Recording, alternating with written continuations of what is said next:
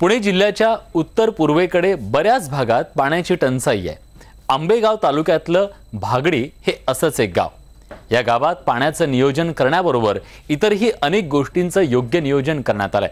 आदर्श गाव योजनेतून बरीच कामं करण्यात आली आहेत। नुकतीच या कामांची पाहणी योजनेचे कार्याध्यक्ष पोपटराव पवार यांच्यासह विकास आमटे आणि इतर मंडळींनी केली। आज आपण या गावात जाऊया।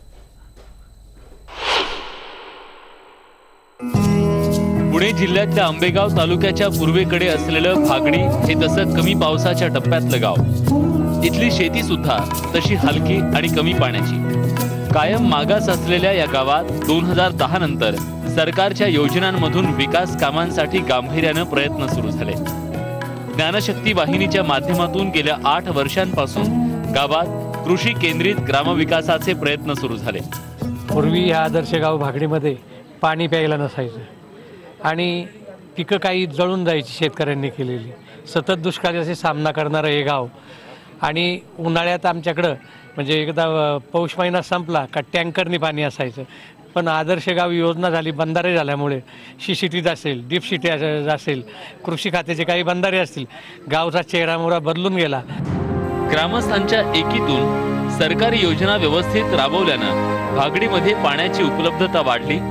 जलसंधारणाच्या कामातून गाव पाणीदार झालं। स्वच्छ आणि समृद्ध गाव आता विकासाच्या वाटेवर वेगानं पुढे जात आहे। या कामाची पाहणी करण्यासाठी नुकताच प्रशासकीय अधिकारी आणि आदर्श गाव योजनेची टीम तसंच विकास आमटेंनी भेट दिली। महाराष्ट्र राज्याच्या आदर्श गाव योजनेअंतर्गत भागडी हे एक मॉडेल गाव झालेलं आहे आणि या गावामध्ये पूर्वीचं रोजगारासाठी होणारं स्थलांतर आणि आता बाहेरच्या लोकांना, स्थलांतरित लोकांना रोजगार देणारं गाव, हा बदल जो झाला तो पाणी, जलसंधारण, पिकाचं नियोजन आणि यामध्ये सर्व ग्रामस्थांचा जो सहभाग आहे तो अतिशय महत्त्वाचा आहे। म्हणूनच मी या यशवंतराव चव्हाण प्रशासन अकादमीच्या आमच्या मागच्या बैठकीमध्ये आम्ही निर्णय घेतला की आपण आदर्श गाव जी चांगली झालेली आहेत या काही गावांमध्ये भेटी देऊ आणि त्या अंतर्गत आज पहिली हिवरे बाजार, आनंदवन, रामभाऊ म्हाळगी आणि आता भागडी या गावात व्हिजिट केली। आज या गावात फळं आणि भाजीपाला पिकांच्या शेतीत मोठ्या प्रमाणात वाढ झाली आहे।